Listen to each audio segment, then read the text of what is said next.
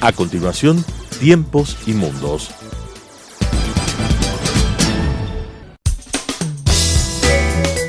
Clasificación A. Apto para todo público.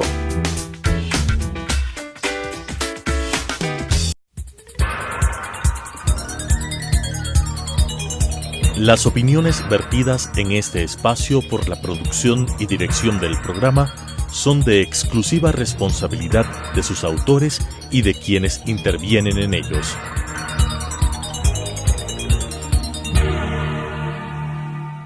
Telesucesos Canal 29 UHF presenta Tiempos y Mundos, un análisis de los acontecimientos y las tendencias que en nuestro común planeta se producen día a día, con la conducción de Alan Cathay. Tiempos y Mundos. Tiempos y Mundos analizará hoy día un documento terrible, un documento de una dureza y de una, ¿cómo decirlo?, de una crueldad excepcional. Es el informe de la señora Bachelet, enviada de Naciones Unidas a Venezuela para conocer de primera mano la situación real que en este país existe con relación a los derechos humanos, o más bien a la falta de estos, por acción de la dictadura que gobierna al momento a Venezuela. El vergonzoso sainete que acaba de concluir en Venezuela justamente, la reunión del Foro de Sao Paulo, lo ha hecho con uno más de los lamentables discursos del dictador venezolano, en el que se ha referido al presidente Moreno como basofia y traidor. Ni el que el foro haya aceptado reunirse en la arrasada Caracas del chavismo, lo que únicamente demuestra la aparentemente ilimitada capacidad de la autodenominada izquierda de traicionarse a sí misma, a los principios que dice defender y a los valores por los que dice luchar. Ni los balbuceos de un Maduro que multiplica penes, ve pajaritos, confunde libros con libras y habla de millones que lo apoyan pueden sorprender a nadie a estas alturas. La sabiduría del proverbio es suficiente.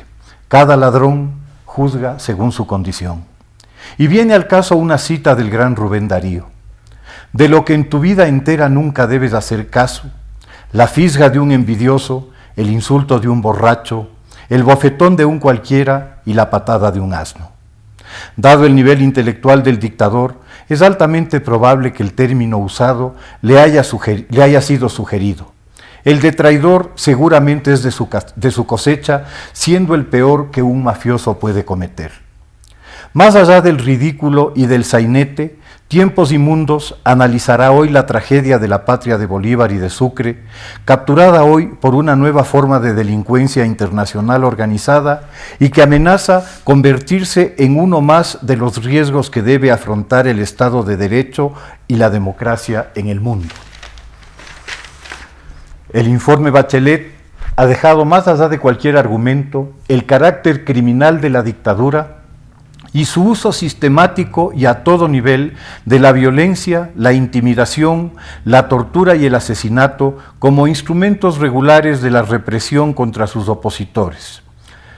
Los asesinatos del concejal Albán, cuyo cadáver torturado fuera arrojado del 10º piso del SEBIN, el capitán Rafael Acosta, torturado hasta la muerte y más allá aún, al ser confiscado su cadáver para impedir una autopsia imparcial que mostraría el nivel del salvajismo. De 6.800 muertos ejecutados extrajudicialmente en 2018, son elementos destacados, pero en forma alguna únicos, de un modelo criminal de administración institucionalizado sistemáticamente. Cada año en Venezuela son asesinadas más de 20.000 personas, con un índice de 81.4 por 100.000, lo que la vuelve el país más violento de América. 4 millones de ciudadanos expulsados, una crisis humanitaria de salud y alimentación descomunal, una quiebra económica pavorosa, condenando al 87% de la población a niveles de pobreza absoluta, con un sueldo básico de entre 4 y 7 dólares por mes. Naciones Unidas considera miseria un ingreso de $1.25 por día, o sea, $40 al mes. En Venezuela, el ciudadano, el trabajador recibe 8 veces menos que eso. Para tratar estos penosos temas nos acompaña hoy el embajador del gobierno de Venezuela, de legítimo, claro está, el doctor don René de Sola, a quien damos la bienvenida a este medio. Muchas gracias, Alan, por darnos este espacio y también para aclarar, embajador de Venezuela de la República Bolivariana del presidente legítimo Juan Guaidó, ¿no? Naturalmente, naturalmente.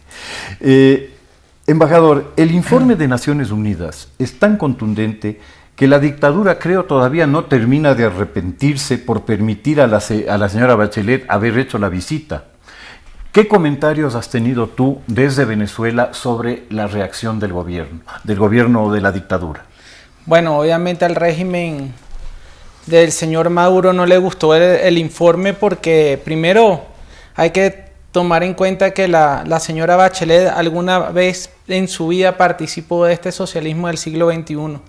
Una aliada de ese régimen que levante un informe de esa magnitud trae consecuencias negativas para el régimen que durante 20 años siempre hizo todo lo posible para esconder lo que existía y lo que se venía denunciando en Venezuela.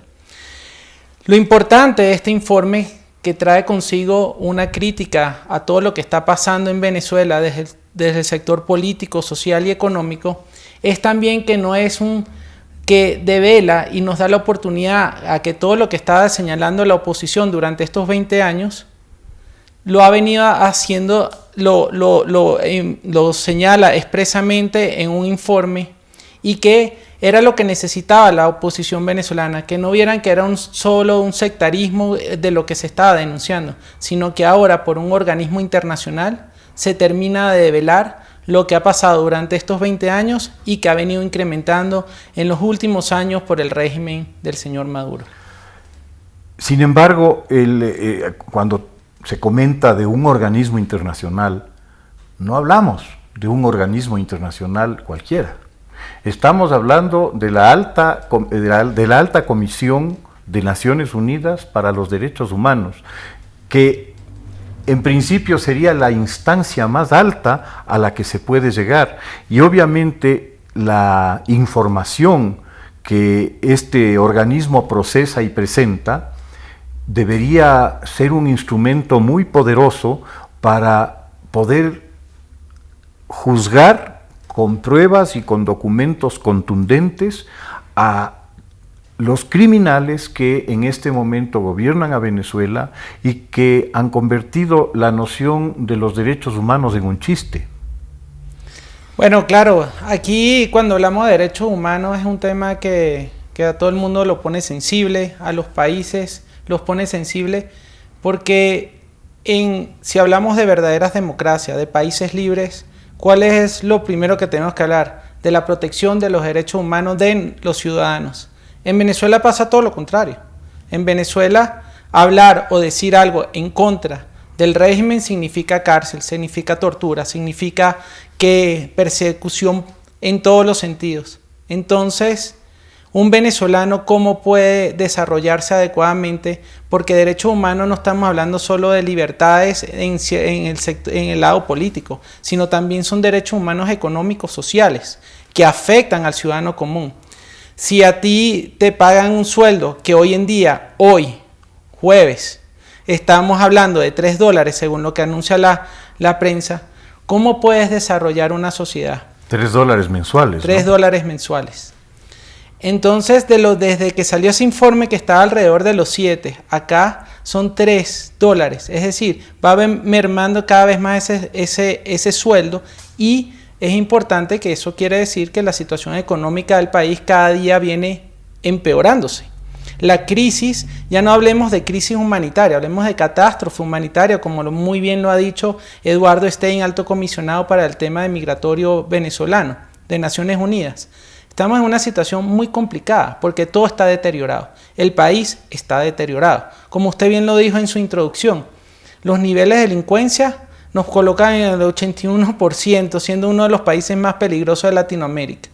No solo eso, sino por cifras de la FAO, que salieron esta semana, 21.2 millones de venezolanos están pasando hambre en Venezuela. Es decir, que no hay un sueldo que ayude a la gente a desarrollarse. Tenemos un problema de delincuencia y además tenemos hambruna. ¿En qué estamos? Eso quiere decir que el país se viene deteriorando en todos los sectores de la sociedad. Y eso hace que, aunado a eso, no se están protegiendo los derechos de los ciudadanos ni las libertades. Por lo tanto, si usted... y se me olvidaba un punto. Y a eso le ponemos un ingrediente más. Los servicios públicos en Venezuela no funcionan. La electricidad en Venezuela es un caos. El agua es un caos. Y todo lo que viene y conlleva con eso colabora a que suceda todo lo que usted ya ha descrito en su introducción. Entonces, en Venezuela estamos viendo un deterioro muy importante, que es lo que se venía denunciando desde hace mucho tiempo que iba a suceder, y hoy en día, con este informe, se termina de develar, y para a la opinión de los países extranjeros y la comunidad internacional, ya es algo que ya no se puede sostener y no se puede esconder.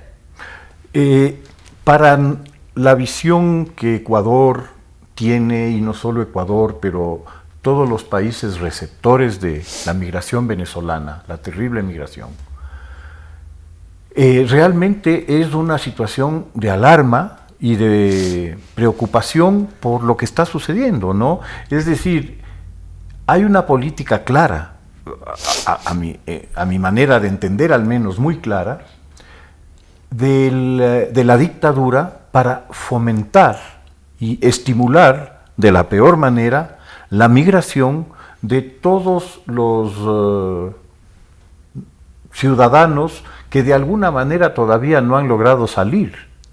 Entonces, la preocupación que yo tendría es que esos ciudadanos que están saliendo de Venezuela y que buscan su futuro que les es negado en su patria, en otros lados, son, por otra parte, las personas más ambiciosas, con más deseo de salir adelante, y a esas personas justamente la dictadura busca echarlas porque significan un riesgo.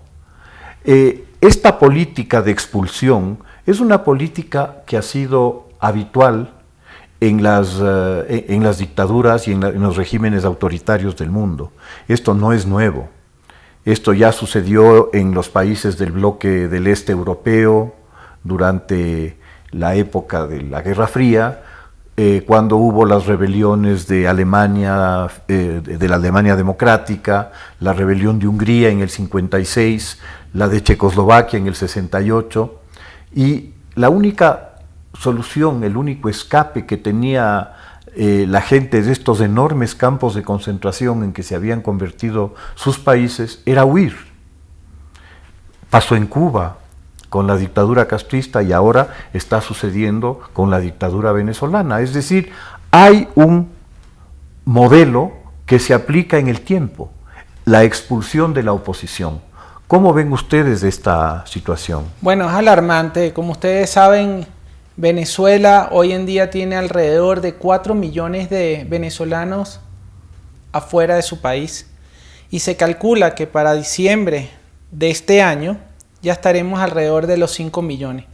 Si Siria, según cifras de la OEA y del comisionado para temas migratorios, David Smolansky, señala que Siria, que es un proceso armado, que es complicado y es una guerra, han salido de ese país 6.5 millones de personas, nosotros estaríamos ocupando casi el segundo lugar al tener casi 5 millones, y se calcula que para el primer trimestre del año que viene estaríamos ya alrededor de los 6, y no es un movimiento armado. Entonces es preocupante porque dentro de esa masa de personas que salen del país, los últimos 3 años están saliendo las personas más vulneradas en sus derechos, es decir, de los sectores sociales más bajos, de los estratos más bajos.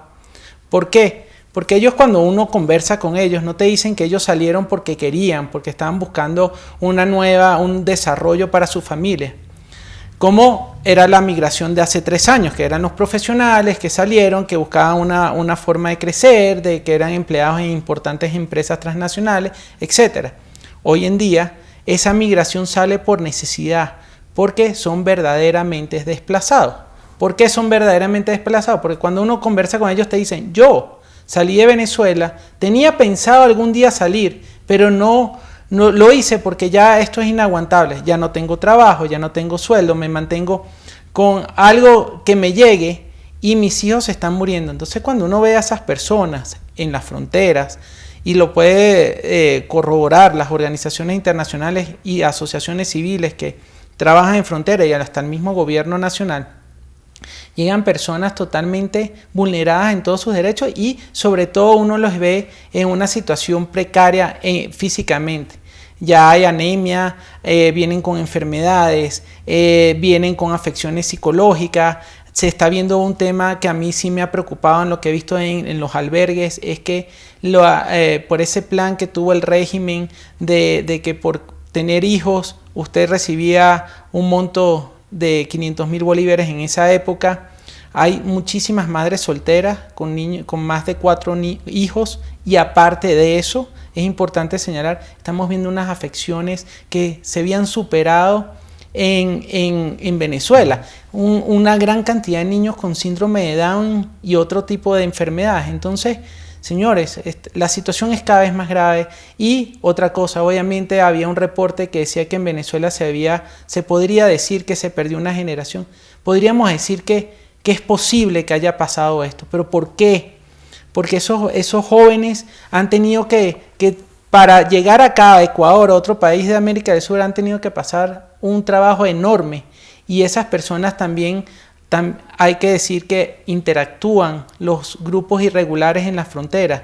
Entonces hay trata de blancas, narcotráfico, cualquier otro grupo irregular que haga cualquier cosa fuera del ordenamiento jurídico los trata de captar y obviamente estos niños que no tienen todavía la madurez suficiente son captados por estas personas y bueno, obviamente ahí hay maltrato, más los maltratos que pueden existir si eres un caminante, te puede pasar cualquier cosa en esa ruta para llegar a estos países. ¿Cuál sería el estado en que se encuentra el proceso que se le está incoando a la dictadura en la Corte Penal Internacional por estos crímenes de lesa humanidad que se están cometiendo en Venezuela? Bueno, de la información que nosotros mantenemos, muchos países ya se han hecho parte de este proceso y el expediente cada día más se sigue engrosando. Entonces, lo que nosotros entendemos es que está en una etapa de análisis y que prontamente podría empezar a verse más movimiento en ese expediente. Ustedes saben que los temas de lesa humanidad y que no prescriben y además son procesos bastante lentos. Pero lo que se viene haciendo es aumentar las denuncias y todos los hechos que suceden diariamente en el país para alimentar ese expediente.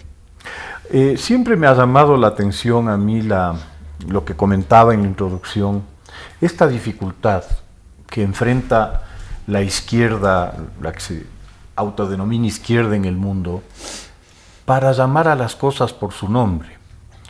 Veo con alegría, digamos, con satisfacción, que en Uruguay, que es uno de los 2 países americanos que no se han alineado en torno a la figura del presidente Guaidó, un cambio de actitud en algunas de las figuras históricas e icónicas de la izquierda uruguaya, como es el presidente Mujica, por ejemplo, y el actual candidato a alcalde de Montevideo, que finalmente han debido reconocer lo evidente, es decir, llamar a la dictadura venezolana por su nombre, dictadura, ¿no? ¿Cómo perciben ustedes esta actitud de los partidos socialistas y de varios gobiernos que siguen apoyando a la dictadura? Yo lo veo de un punto de vista pragmático, en el sentido de que, como lo ha declarado varias veces el presidente legítimo Juan Guaidó, aquí no estamos hablando de un tema de ideologías, no es de izquierda o derecha, Estamos hablando de un tema de violación de derechos humanos. Estamos hablando de una crisis de que el país está sufriendo y que esto no tiene ideología, porque al final lo que estamos preocupados es por el ser humano que vive en Venezuela, por nuestros connacionales que están pasando una situación crítica y que un país que ha tenido toda la bonanza que tuvo en su momento y que tiene todos los recursos, es terrible hoy en día estar hablando en este tema, estar sentado aquí hablando de una crisis de Venezuela cuando deberíamos ser uno de los países más prósperos de la región y colaborando con el desarrollo de la región. Entonces, cuando hablamos de esa izquierda que se está deslindando es porque se está dando cuenta de que independientemente que usted sea de derecha o de izquierda, y si es de izquierda, también ustedes, las personas de esa ideología, señalan que hay que proteger los derechos y las libertades. Entonces, yo creo que lo importante aquí y rescatar es que no se trata de una ideología, sino se trata de que hay violación de derechos, y cuando hay violación de derechos, independientemente dentro de un Estado de Derecho, eso no se puede permitir. Eso es lo que están diciendo las sociedades hoy en día. Yo hacía esta pregunta porque hay varias voces que se han levantado para descalificar o pretender descalificar el informe de la señora Bachelet, aduciendo que no se señalan los crímenes de la oposición, de que no se señalan los actos violentos de la oposición en contra de las fuerzas de seguridad del Estado o de otros ciudadanos que podrían haber sido afectados. Yo me hacía una reflexión, ¿no? El año pasado, según el informe Bachelet, se producen 6.800 ejecuciones extrajudiciales, es decir, ejecuciones a cargo de los organismos de seguridad del Estado, de cualquier naturaleza que esto sea y con el disfraz que se presenten, pues hay varios. Y esto se produce en un año. Y recordaba yo que durante la dictadura de Pinochet, que fue considerada una de las dictaduras más brutales y sanguinarias que se produjeron en el Cono Sur en los años 70, en 18 años se registran 3.200 muertos. Aquí registramos más del doble en uno. Y sin embargo, voceros del Partido Comunista Chileno, el nieto de Salvador Allende, entre otros, salen a repudiar el informe de la señora Bachelet. Bueno, eso es siempre reaccionar a la defensiva cuando el que no tiene la razón trata de cambiar la historia. Durante 20 años siempre se denunció esto. No es nada nuevo. Siempre se dijo lo que sucedía en la realidad, con la transparencia que sucedía y qué hacía el gobierno o el régimen. El régimen siempre cambiaba la historia y de las cosas que sucedían siempre daba una versión distinta a lo que había pasado. Recordemos el 11 de abril del año 2002. La gente que fue a Miraflores no fue guiado por nadie. La gente que estábamos ahí en esa marcha, que estábamos en ese día, todos decidimos voluntariamente ir a Miraflores. A mí nadie me obligó a ir a Miraflores a reclamar al señor Chávez todo lo que estaba sucediendo ese día. Todos fuimos voluntariamente. Entonces así cambiaron la historia, hicieron un montón de cosas y obviamente apoyados en esa época por los regímenes que apoyaban el socialismo del siglo XXI, terminaron también apoyando, y el que dice una mentira varias veces se termina convirtiendo en verdad, así no dice el dicho. Entonces eso es lo que ellos hacían y esa es la estrategia que han manejado durante mucho tiempo. Hoy en día no les funciona porque aquí se ha actuado totalmente transparente y se ha actuado con la verdad siempre por delante. Entonces aquí no hay nada que esconder. La señora Bachelet fue a Venezuela, estuvo en los lugares y ¿quién le va a decir a ella que cambie un informe o no? Ella se entrevistó con las dos partes y observó y vio y con sus técnicos levantaron un informe. Porque no solo es el informe de la señora lo que ella vio, detrás de eso hay unos técnicos preparados. Y además es importante decir, como usted lo dijo al inicio del programa, quien levanta el informe es una organización internacional que es las Naciones Unidas, que ni siquiera ha reconocido todavía al presidente legítimo Juan Guaidó. Entonces, ahí hay una demostración que ese informe es imparcial y objetivo y que devela lo que se había denunciando durante tantos años. La situación interna del régimen, ¿a qué punto ha llegado en cuanto a poderse fraccionar, en cuanto a poderse ir diluyendo ante la evidencia de que muchos van a ser condenados por crímenes contra la humanidad o por violaciones de derechos humanos masivas, ¿no? Bueno, yo creo que el cerco que ha puesto la comunidad internacional ha sido importante y eso ha hecho que prácticamente poco a poco se ven que ese régimen se está fracturando en diferentes formas, la forma en que declaran sus voceros. Quiere decir que la situación no está muy bien al interno. La verdad que no conozco mucho al interno lo que está pasando de ellos, sin embargo considero que vamos bien, se está trabajando y agradecerle a la comunidad internacional y a los más de 60 países que hoy en día reconocen al presidente Guaidó el esfuerzo que están haciendo. Y consideramos que aquí esto no es una lucha de ideología, esto es una lucha para sacar a Venezuela, reinstitucionalizarlo y poderlo volver a llevar a Venezuela a la democracia plena y a esas elecciones libres y democráticas que todo el mundo quiere. Embajador, muchísimas gracias por su presencia. Creo que hemos podido revisar algunos de los temas importantes, hay muchos más, pero me quedo con su esperanza y con su actitud positiva para el futuro. Que así sea y que Venezuela logre superar este durísimo trance en el que ha caído. Muchas gracias. Muchas gracias. Las opiniones vertidas en este espacio por la producción y dirección del programa son de exclusiva responsabilidad de sus autores y de quienes intervienen en ellos.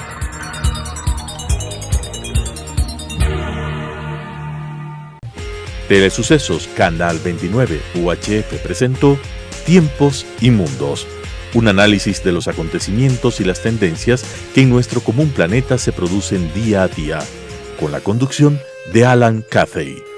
Tiempos y Mundos.